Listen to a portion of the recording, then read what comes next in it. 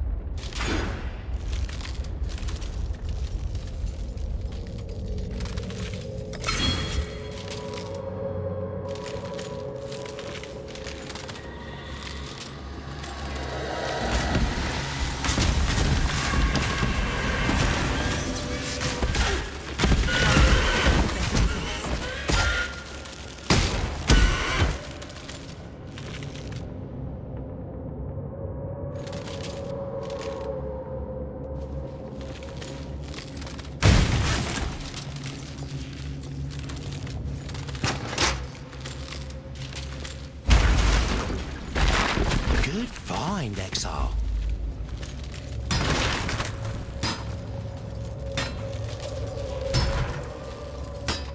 Ah, this is the stuff.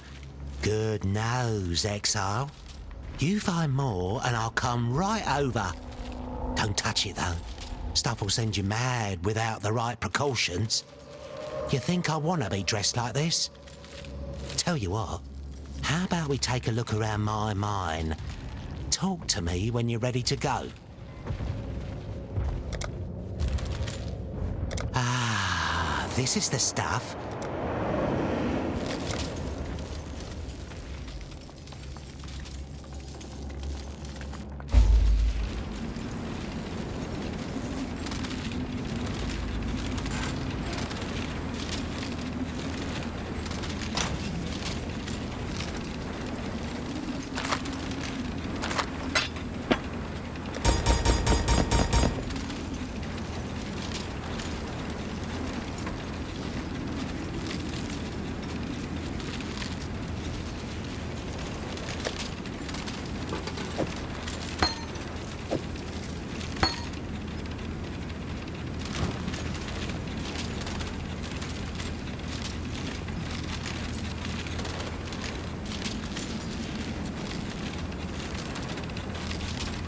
Looks like shite, eh?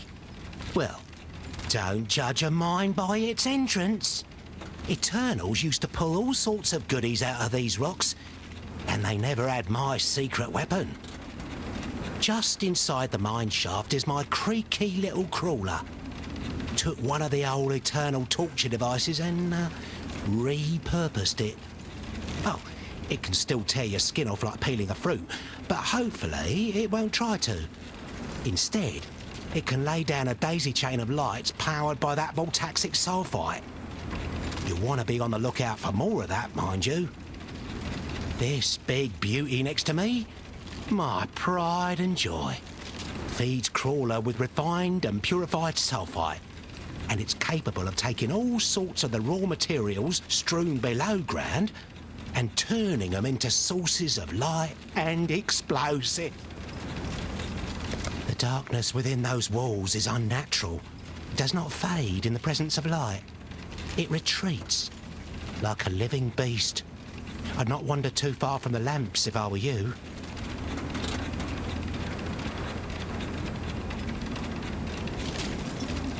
Been working on this machine on and off for years. Hard to really test it without the raw materials from the mine. You're here now, though, so maybe that'll change. This beauty can take the azurite you find in there and turn it into flares and dynamite. Enough azurite, and I can make this thing more efficient than it already is.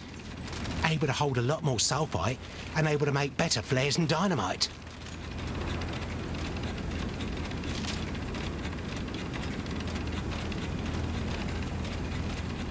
Grew up in Oriath. Used to love the city.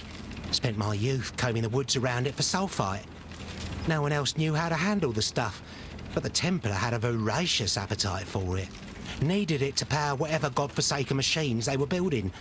Made a very healthy living for myself until, well, let's just say, for a while I thought I was a prophet. The Templar don't take so kindly to people calling themselves prophets. Locked me up in a madhouse, but I dug me way out. The Templar like escapees even less than they like false prophets. So here I am, digging around in eternal rubble. Looks like shite, eh? Well, don't judge a mine by its entrance. Eternals used to pull all sorts of goodies out of these rocks, and they never had my secret weapon. Just inside the mine shaft is my creaky little crawler. Took one of the old Eternal torture devices and repurposed it. Oh, it can still tear your skin off like peeling a fruit, but hopefully it won't try to. Instead, it can lay down a daisy chain of lights powered by that voltaxic sulfite. You'll want to be on the lookout for more of that, mind you. This big beauty next to me, my pride and joy, feeds crawler with refined and purified sulfite, and it's capable of taking all sorts of the raw materials strewn below ground and turning them into sources of light and explosive.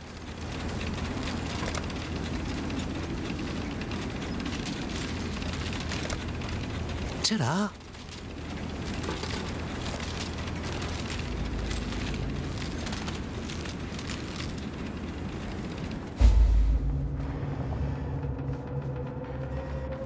Hello? Ah, this is the stuff. See you later.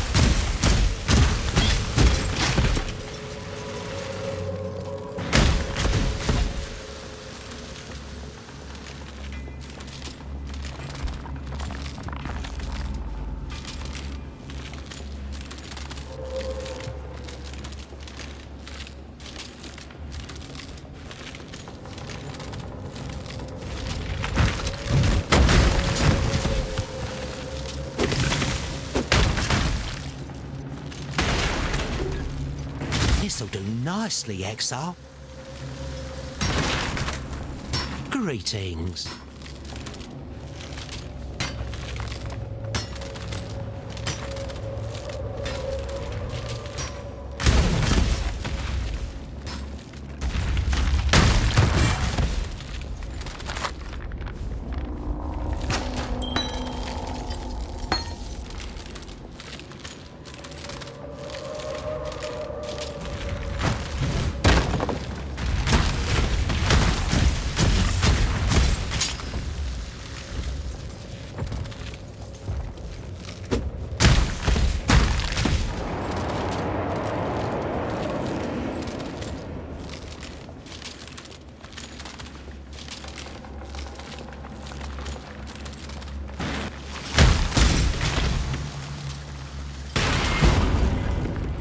Good find, Exile. Welcome, Exile.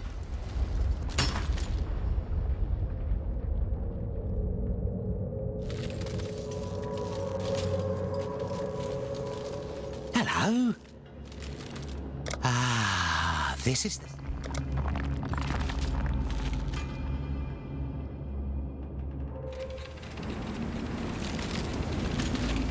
Welcome.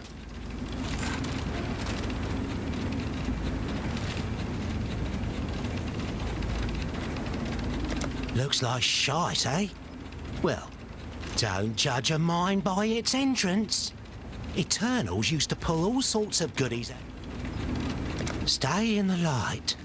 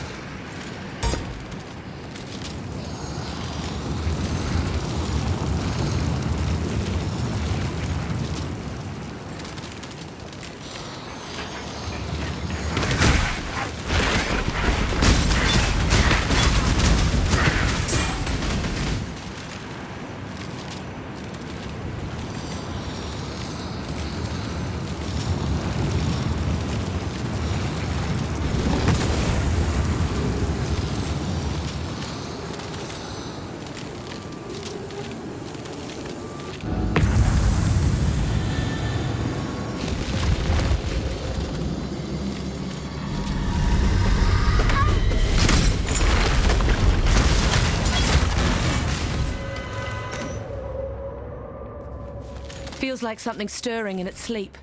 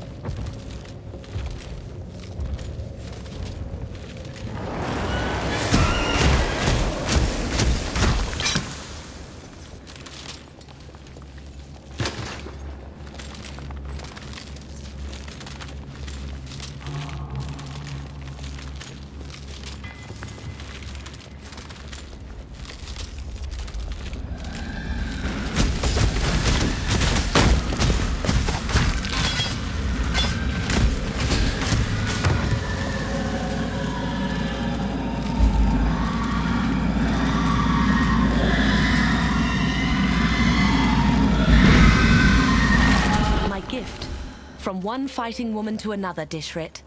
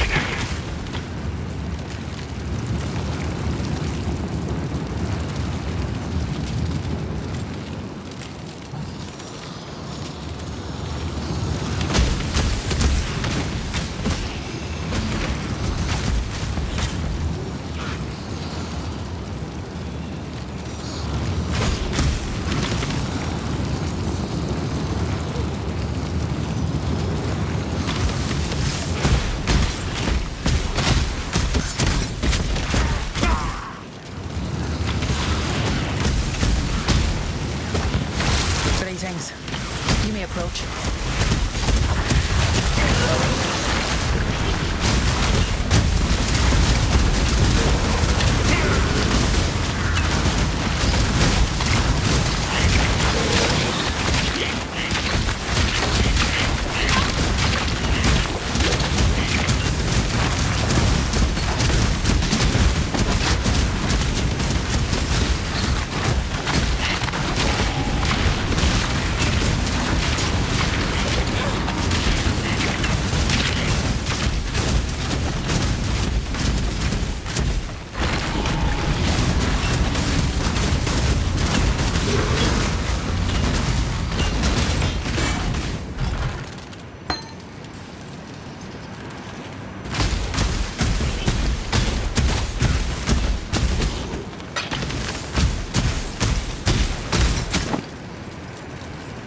Share my fire, if you wish. It is rare that wanderers into this wild wood survive long enough to hold a conversation, and rarer still that sacred wisps guide their path.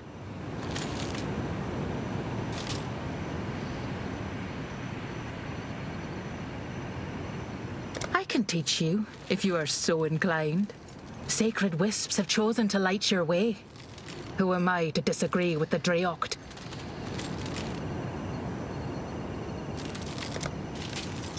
In this forest, we are what we do. I hunt to eat, and I eat to live. Is it not the same for all living creatures? There is only one difference. I am the apex. I alone am unpursued. Even the King in the Mists has hunters, like the Breaker of Oaths or the Warden of Eves, with their human egos and inflated sense of importance. Not I. I am nothing but a carved stone occupying a key position in the foundation of nature. When I pass on, there will be another. This realm is not what it seems, but I imagine you have already guessed that. Here, what is real and what is meant may blur together. That is why names have power here, not from the words themselves, but from the concepts evoked. To define a thing is to influence that thing. Though I suspect you have a similar danger in your world, since you carry upon you the faintest of scents, one among many, that reminds me of the Dreocht.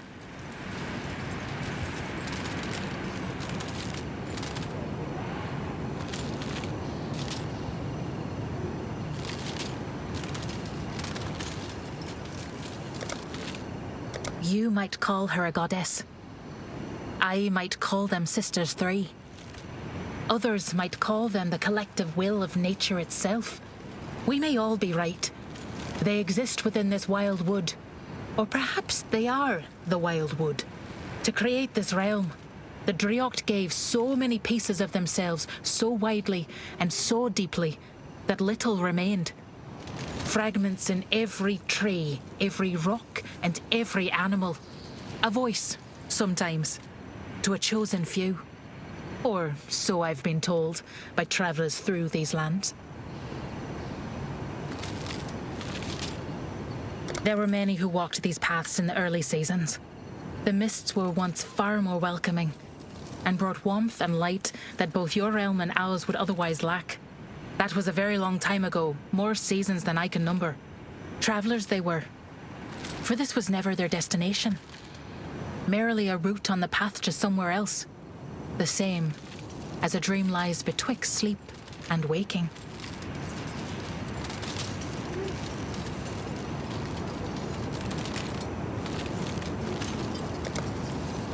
Your realm has an enormous sphere of fire hanging overhead. I've been told this tale before, except that travellers in the early seasons spoke of that fire being absent behind some impenetrable veil of ash and mist obscuring your sky. Another fantastical absurdity that features prominently in your folklore. This place was a refuge for them in a time of cold and bitter struggle, they said. They ate of the fruit and washed themselves in the rivers, joyous to be alive for what little time they could stay. I just can't picture it. Sometimes your people claim this sky is a vast dome of blue, but sometimes your people claim it's dark. And other times, it's a riot of colours caused by the sun. And there's a silver sphere up there too, that contrasts the fiery one. The sun and the moon. For some reason, I get the feeling that they despise each other. So opposite, yet sharing the same heights, the same light and adoration.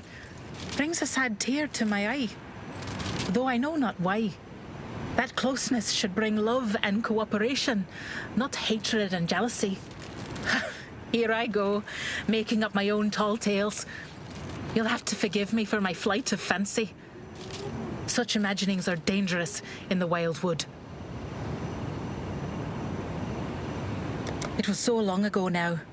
The memories are hazy, much like the mists I first remember.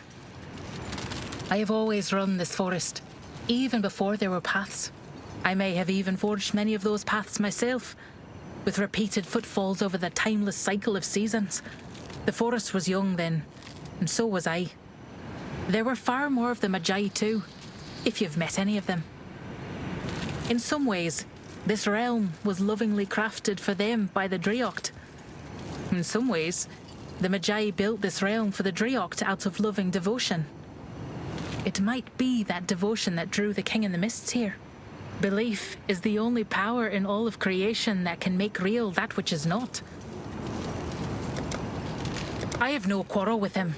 He gives me a very wide berth. And I don't hunt him down, purely because it's not my place to interfere.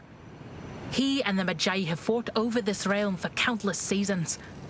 I think neither side knows the pain of the other. The Magi are fighting to protect their home, but the King in the Mists comes from a far worse place than this. He is a breed of creature the Magi cannot comprehend. His actions appear to be hostile and evil, but it is merely the way of life from whence he comes. Would you hate a mouse for eating fallen seeds? You might, if you were the bush that considers those seeds your children. The King in the Mist has not brought darkness to the wild wood. The forest still grows, so the light is still there, we just can't see it. It's something else entirely, something new. It is unlight. He seeks to change the nature of this place so that more like him may escape their state of dreamlike nothingness. My hunts have sometimes taken me to the border between here and there. His world is in the opposite direction of yours, with the wild wood betwixt. The realm from whence he hails is one of silhouettes, the barely seen rear of the stage upon which the play of life conducts itself, with nary a thought for the shadows cast. It is the realm of the nameless, those things which not only have no name, but which cannot be.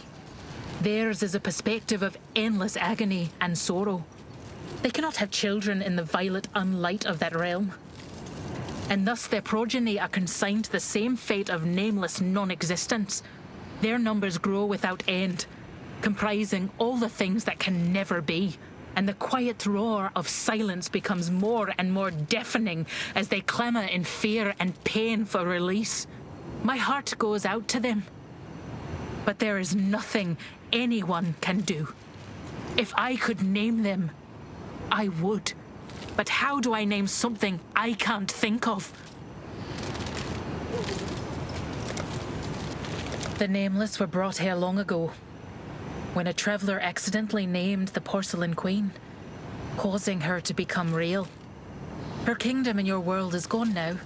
I know not how or why, but a few of her shadow children escaped back into the wild wood, and then multiplied in number through the march of seasons. They lament eternal, sorrow without end, a pain they carried from their existence before, now made all the sharper by the loss of their mother. I give them mercy when I can, like I would for any other wounded animal. The King in the Mists was not the first to escape the realm of nameless nothingness. A great many seasons ago, a curious young man walked the wild wood on his journey elsewhere. He stopped at a waterfall and engaged in a flight of fancy, naming creatures that he imagined might exist unseen among the trees. He just so happened to picture a powerful mother from their shadow realm, and he foolishly gave her a name. It is not the Porcelain Queen, mind you. That's just a title. A few safe words to refer to her in a roundabout manner. The traveller moved on, but she emerged and brought her countless children with her. That young man was nobody important, and he surely died long ago.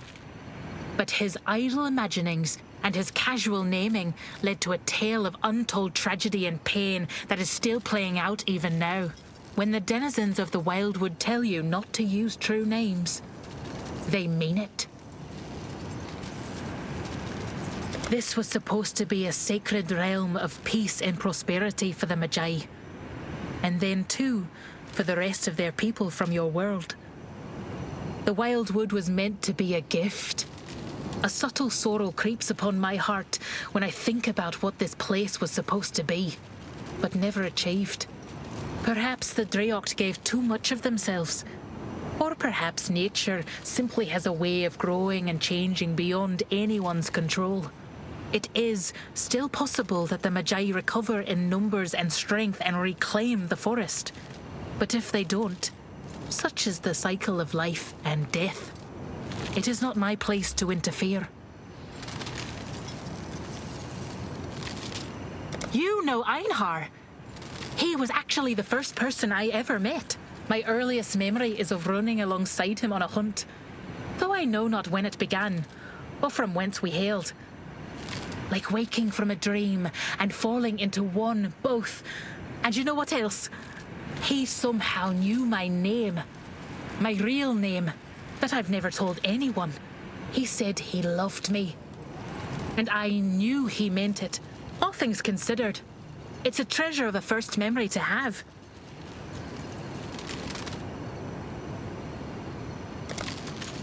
She does what she believes is best. That is the only true path for an individual that possesses free will. That's the heart of the Wildwood, laid plain. Free will. If I were to help, I would be interfering. I hope she emerges triumphant, I do, but the victory must be hers.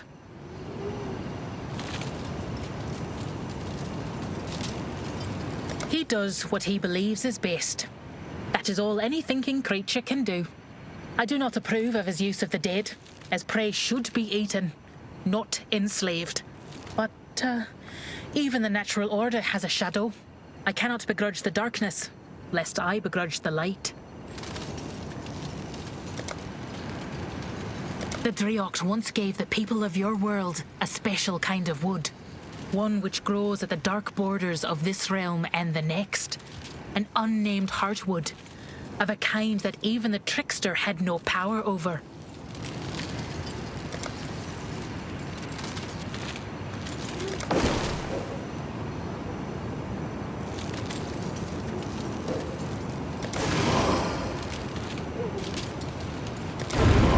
I respect the path of the Magi, but it is not for hunters like us.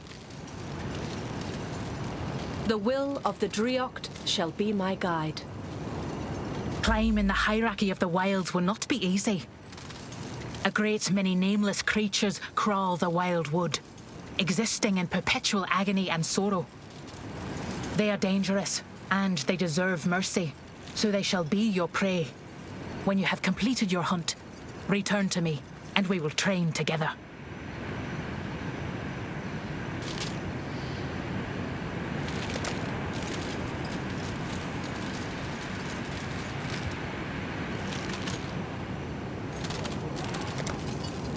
Keep learning.